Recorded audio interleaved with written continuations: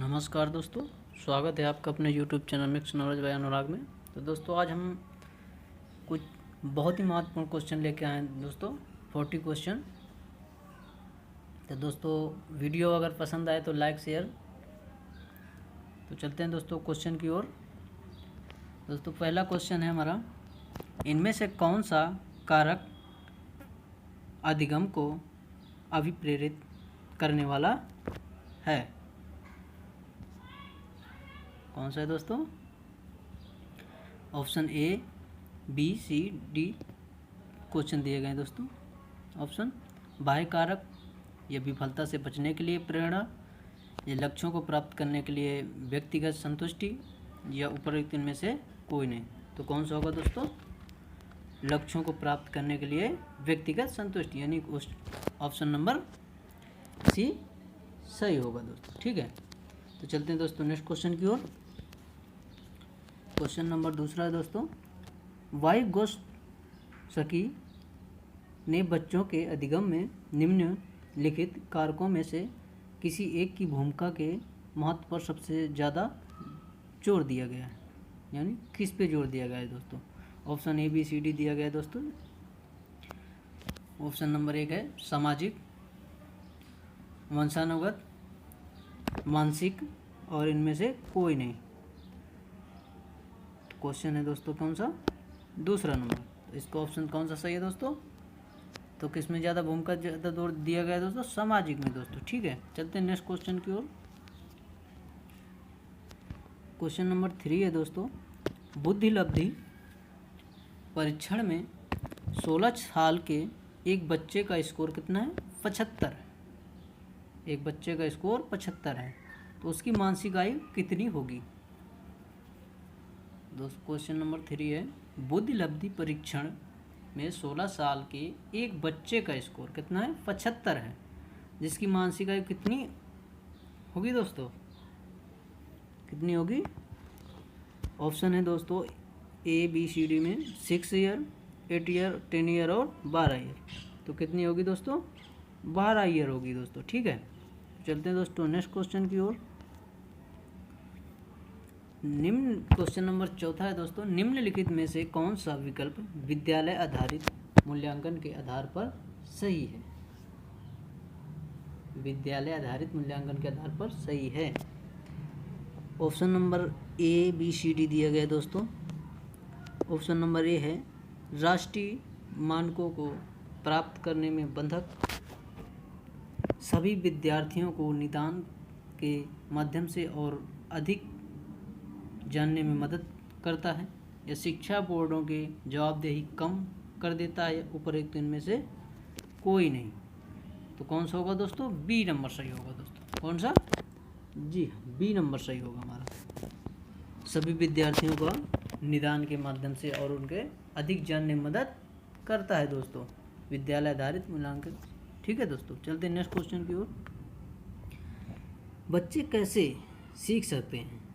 Question number 5 है, बच्चे कैसे सीख सकते हैं? निम्न में से कौन सा विकल्प एक का संबंध सत्य नहीं है दोस्तों? यानी गलत बताना दोस्तों। ठीक है, क्वेश्चन ऑप्शन नंबर पहला है ए, बच्चे कई तरीके से सीख सकते हैं। बच्चे कई तरीके से सीखते हैं, बच्चे के कक्षा में ही सीख सकते हैं। बच्चे सीखने के लिए स्वाभाविक रूप से प्रेरित होते हैं। यह बच्चे तब सीखते हैं जब वे संज्ञानात्मक रूप में तैयार होते हैं। बच्चे केवल कक्षा में ही सीख सकते हैं। चलते हैं दोस्तों नेक्स्ट क्वेश्चन की ओर। क्वेश्चन नंबर 6 है, निम्न में से कौन सा सूक्ष्म गतित कौशल का उदाहरण है? सूक्ष्म गतित कौशल का उदाहरण है, तो दोस्तों कौन सा सही होगा? लिखना। ठीक है दोस्तों, ऑप्शन नंबर सी सही हो, बी सही होगा दोस्तों। ठीक है, चलते हैं नेक्स्ट क्वेश्चन की ओर दोस्तों। क्वेश्चन नंबर 7 है, निम्न में इसमें सबसे पहले बुद्धि परीक्षण का निर्माण किसने किया था दोस्तों? सबसे पहले किसने किया था दोस्तों? अल्फ्रेड वीने ने किया था दोस्तों। ठीक है, चलते हैं नेक्स्ट क्वेश्चन की ओर। एक विकलांग बच्चा पहली बार विद्यालय आता है। एक विकलांग बच्चा पहली बार विद्यालय आता है जो एक शिक्षक को निम्न में से क्या करना चाहिए दोस्तों, क्या करना चाहिए? देखो ऑप्शन कौन सा सही होगा, ए बी सी डी में से। उसकी विकलांगता के अनुसार उसे एक विशेष स्कूल में भेजना चाहिए, या अन्य छात्रों से उसे दूर रखना चाहिए, या सबसे पहले एक प्रवेश परीक्षा का संचालन करना चाहिए, या सहयोगी योजना विकसित करने के लिए एक बच्चे का अभिभावकों को साथ चर्चा करनी चाहिए। तो ऑप्शन कौन सा सही होगा दोस्तों, सी नंबर, यानी सबसे पहले उसे प्रवेश परीक्षा देनी, यानी प्रवेश देना चाहिए।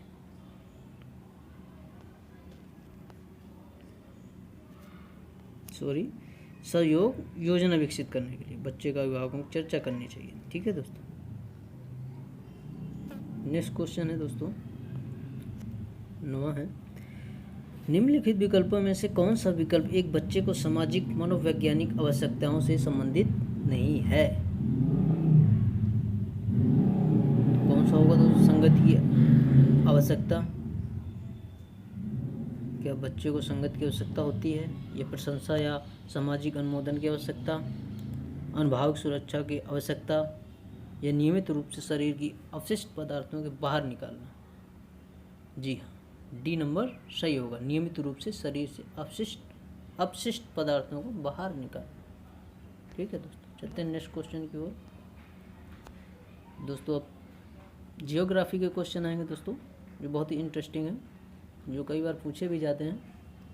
तो क्वेश्चन नंबर 10 है दोस्तों, डायमंड रिंग की घटना होती है तो उसे क्या कहते हैं दोस्तों?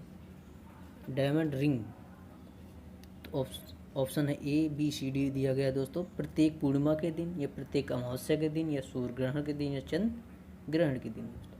तो क्या होता है दोस्तों, डायमंड रिंग की घटना को क्या कहते हैं? सूर्य ग्रहण कहते हैं दोस्तों। ठीक है। नेक्स्ट क्वेश्चन है दोस्तों, सी जी की। ठीक है दोस्तों, नेक्स्ट क्वेश्चन है 11वां, सी जी की क्या है? सी जी की क्या है? ऑप्शन नंबर है हमारा ए सूर्य, पृथ्वी, सूर्य पृथ्वी और चंद्रमा के बीच एक सीधी रेखा में स्थित। और दूसरा ऑप्शन है सूर्य और चंद्रमा के बीच पृथ्वी की स्थिति। तीसरा ऑप्शन है सी नंबर, पृथ्वी की एक ओर से सूर्य तथा चंद्रमा के बीच की स्थिति, या सूर्य चंद्रमा और पृथ्वी के समकोण स्थिति। तो ऑप्शन नंबर कौन सा सही होगा दोस्तों? ए नंबर सही होगा, यानी सूर्य पृथ्वी और चंद्रमा की एक सीधे की स्थिति को क्या कहते हैं? सीजी की कहते हैं दोस्तों। क्या कहते हैं? सीजी की कहते हैं। नेक्स्ट क्वेश्चन है दोस्तों, चंद्र ग्रहण का कारण क्या होता है? चंद्र ग्रहण का कारण क्या होता है दोस्तों? चंद्र ग्रहण का कारण ऑप्शन ए है, पृथ्वी और सूर्य के बीच चंद्रमा का आना, या पृथ्वी एवं चंद्रमा के बीच सूर्य का आना, या सूर्य या चंद्रमा के बीच में पृथ्वी का आना, या उपर्युक्त सभी। कौन सा दोस्तों? जी हाँ, सी नंबर सही होगा। ठीक है, चलते हैं नेक्स्ट क्वेश्चन की ओर दोस्तों। चंद्र ग्रहण कब घटित होता है? चंद्र ग्रहण कब घटित होता है दोस्तों? ऑप्शन है ए हमारा अमावस्या के दिन, बी है पूर्णिमा के दिन, या सी है अर्धचंद्र के दिन, या उपरोक्त ए बी दोनों। तो कौन सा है दोस्तों? पूर्णिमा का दिन। जी हाँ, पूर्णिमा के दिन, जो कि 5 जून को अभी छाया पूर्व चंद्र ग्रहण हुआ है। ठीक है दोस्तों, चलते हैं नेक्स्ट क्वेश्चन की ओर दोस्तों। निम्न में से किसे शुक्र कहते हैं? यानी शुक्र को क्या कहते हैं दोस्तों? Option A Pluto, B Jupiter, या सी वीनस, डी मार्स। तो क्या कहते हैं दोस्तों? जी हाँ, वीनस कहते हैं दोस्तों। ठीक है। नेक्स्ट क्वेश्चन है, सूर्य और चंद्रमा के बीच की औसत दूरी लगभग कितनी है दोस्तों? कितनी है दोस्तों? जी हाँ, ऑप्शन नंबर डी सही है दोस्तों, यानी 150 × 10⁻6 किलोमीटर है दोस्तों। ठीक है, चलते हैं नेक्स्ट क्वेश्चन की ओर दोस्तों। ग्रह क्या है? ग्रह क्या है? ऑप्शन ए है हमारा, ऐसे अप्रकाशमान पिंड जो टिमटिमाते हैं, क्या उसे ग्रह कहते हैं? ऑप्शन बी है हमारा, ऐसे प्रकाशमान पिंड जो टिमटिमाते हैं, या उसे कहते हैं ग्रह। सी है हमारा, ऐसे प्रकाशमान पिंड जो टिमटिमाते नहीं है, क्या उसे ग्रह कहते हैं? डी ऑप्शन है हमारा, ऐसे अप्रकाशमान पिंड जो टिमटिमाते नहीं हैं। तो ऑप्शन कौन सा सही होगा दोस्तों, ग्रह किया गया तो ऑप्शन हमारा डी सही होगा दोस्तों। कौन सा, डी सही होगा, जी हाँ, ऐसे अप्रकाशमान पिंड जो टिमटिमाते नहीं हैं। चलते हैं दोस्तों नेक्स्ट क्वेश्चन की ओर। क्वेश्चन नंबर 17, निम्न में लिखित में से कौन से ग्रह को सर्वाधिक प्राकृतिक उपग्रह अथवा चंद्र है।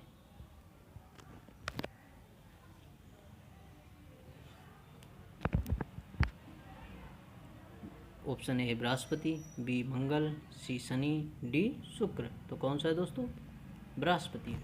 ठीक है, चलते हैं नेक्स्ट क्वेश्चन की ओर दोस्तों। मंगल की परिक्रमा कक्षा में जाने वाले प्रथम एशियाई देश का नाम बताइए। क्वेश्चन नंबर 18 है दोस्तों, मंगल की परिक्रमा कक्षा में जाने वाला प्रथम एशियाई देश कौन सा है दोस्तों। तो कौन सा दोस्तों, जी हाँ, भारत है। ठीक है, नेक्स्ट क्वेश्चन है दोस्तों, पृथ्वी का वह यमज नक्षत्र, ये ट्विन प्लैनेट कहते हैं, कौन सा है जो अमाप, घनत्व और द्रव्यमान में पृथ्वी जैसा दिखाई देता है दोस्तों। तो कौन सा है दोस्तों, सी है दोस्तों, यानी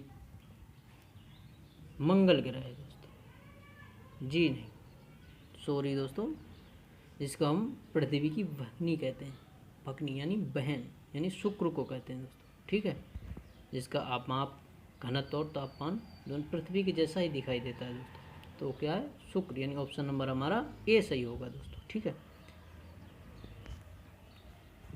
ये तो जानते ही होंगे, सबसे बड़ा ग्रह कौन सा है, बृहस्पति है दोस्तों। ठीक है, लाल ग्रह मंगल को कहते हैं दोस्तों। सबसे सूर्य के सबसे नज़दीक ग्रह कौन सा है, बुध है दोस्तों। ठीक है, नेक्स्ट क्वेश्चन है दोस्तों 20वां नंबर, सूर्य के बाह्यतम परत को क्या कहते हैं। क्या कहते हैं दोस्तों, कोरोना या क्रीट कहते हैं दोस्तों। ठीक है, ऑप्शन नंबर सी सही होगा दोस्तों हमारा। ठीक है, नेक्स्ट क्वेश्चन है हमारा दोस्तों 21वां नंबर, ब्लू मून परिघटना को होती है, कब होती है दोस्तों, कब होती है। ऑप्शन ए है हमारा, जब एक ही माह में दो पूर्णिमा हों, क्या उसे ब्लू मून की घटना कहते हैं। यह बी है ऑप्शन हमारा, जब एक ही कैलेंडर वर्ष में दो लगातार माहों की 4 पूर्णिमाएं हों, क्या इसे ब्लू मून कहते हैं दोस्तों। या सी, जब एक ही कैलेंडर वर्ष में 3 बार एक ही माह में 2 पूर्णिमाएं हों, क्या उसे कहते हैं ब्लू मून। या डी है, उपरयुक्त में से किसी में भी नहीं दोस्तों। तो कौन सा होगा दोस्तों सही, जी हाँ, ए नंबर सही होगा ऑप्शन नंबर, जब एक ही माह में 2 पूर्णिमाओं से ब्लू मून की घटना कहते हैं दोस्तों। ठीक है, नेक्स्ट क्वेश्चन की ओर चलते हैं दोस्तों। क्वेश्चन नंबर 22 है, निम्न में से किस वैज्ञानिक ने यह सिद्ध किया कि सूर्य के चारों ओर प्रत्येक नक्षत्र का मार्ग दीर्घवृत्ताकार है। तो किसने कहा था दोस्तों। ऑप्शन हमारा केपलर, बी गैलीलियो, सी न्यूटन, डी कोपरनिकस। तो किसने कहा था दोस्तों, ऑप्शन हमारा ए सही होगा दोस्तों। किसने कहा था, केपलर ने कहा था दोस्तों। ठीक है, नेक्स्ट क्वेश्चन है दोस्तों, भूपृष्ठ के 3/4 भाग में क्या है, यानी भाग में है।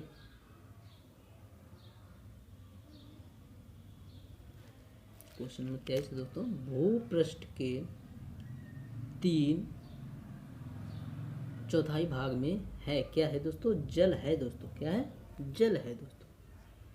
नेक्स्ट क्वेश्चन है 24, उस ग्रह का नाम बताइए जो सूर्य से लगभग 150 मिलियन दूर है। 150 मिलियन दूर है।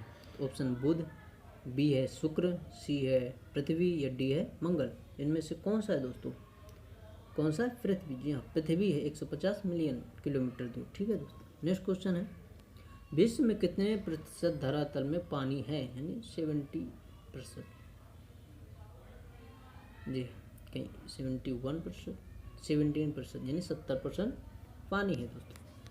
नेक्स्ट क्वेश्चन है दोस्तों 26, PM10 और PM2.5 निम्न में से किसका सफल है? ऑप्शन हमारा ए है खाद्य सुरक्षा से, बी है वायु प्रदूषण से, सी है ध्वनि प्रदूषण से, या डी है पर्यावरण प्रदूषण से। किसका सफल है दोस्तों? जी हाँ, डी, यानी ऑप्शन हमारा डी सही होगा दोस्तों, पर्यावरण प्रदूषण का सफल है दोस्तों। ठीक है, नेक्स्ट क्वेश्चन की ओर चलते हैं दोस्तों। 27 नंबर क्वेश्चन, भारत दुनिया का सबसे बड़ा जैव विविधता वाला क्षेत्र है।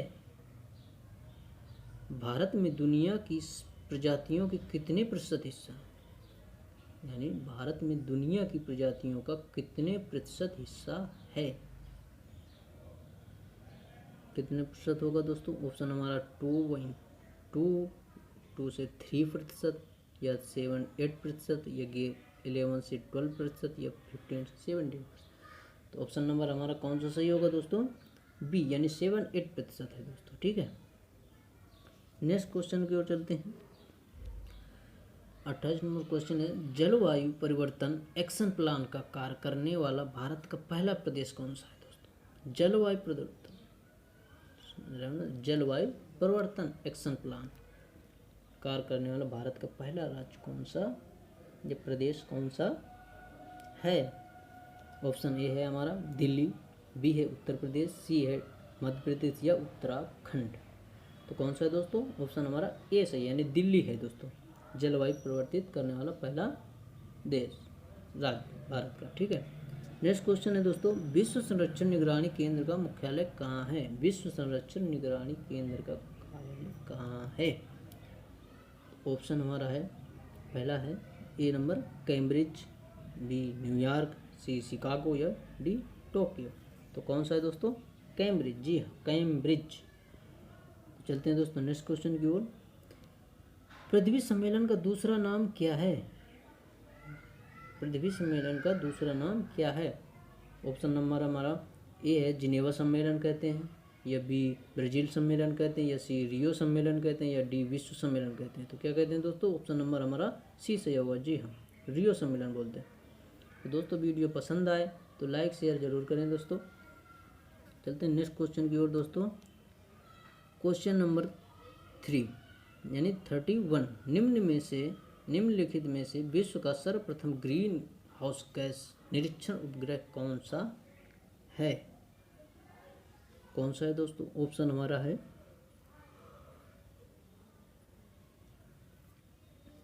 ए नंबर में है ICISat, ठीक है देखो ICISat, बी है जैक्सन फर्स्ट, सी है इबुकी, डी है नेपोस। ठीक है दोस्तों, तो कौन सा होगा दोस्तों? जी हाँ, सी नंबर यानी इबुकी है दोस्तों, इबुकी। नेक्स्ट क्वेश्चन की ओर चलते हैं दोस्तों। 32 नंबर क्वेश्चन है दोस्तों हमारा, निम्नलिखित में से भारत में स्थित कौन सी विश्व धरोहर 2 राज्यों के स्वामित्व में है? कौन से हैं दोस्तों?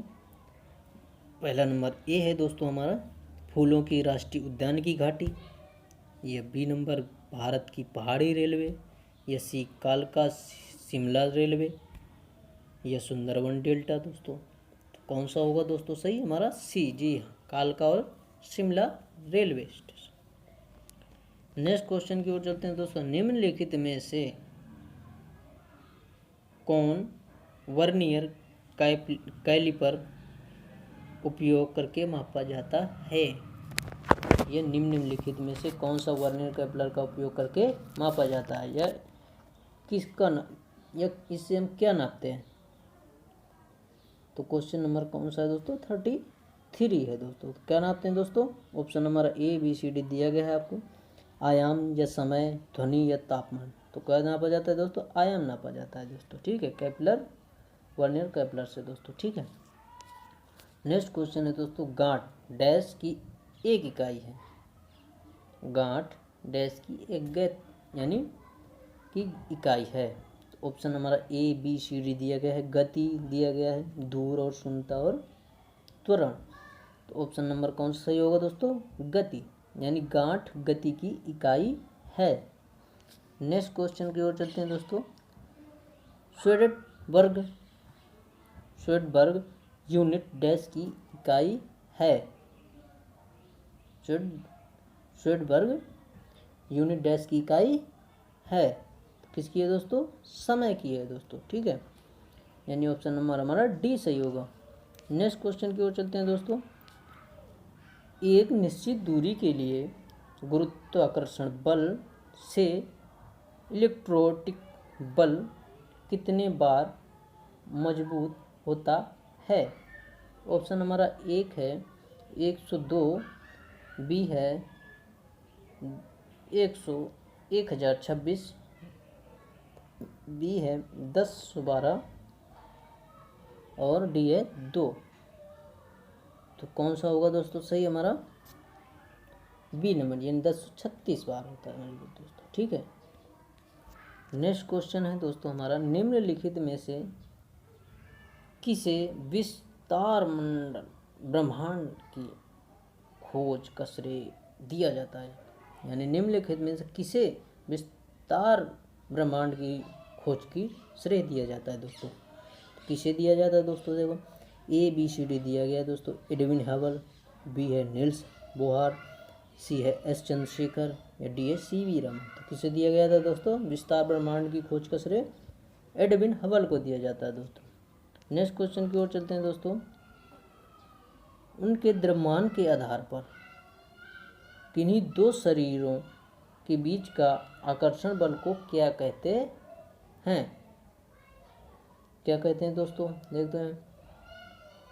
ऑप्शन नंबर एक है इलेक्ट्रोमैग्नेटिक फोर्स या ग्रेविटेशनल फोर्स या सेंट्रीपेटल फोर्स या न्यूक्लियर फोर्स।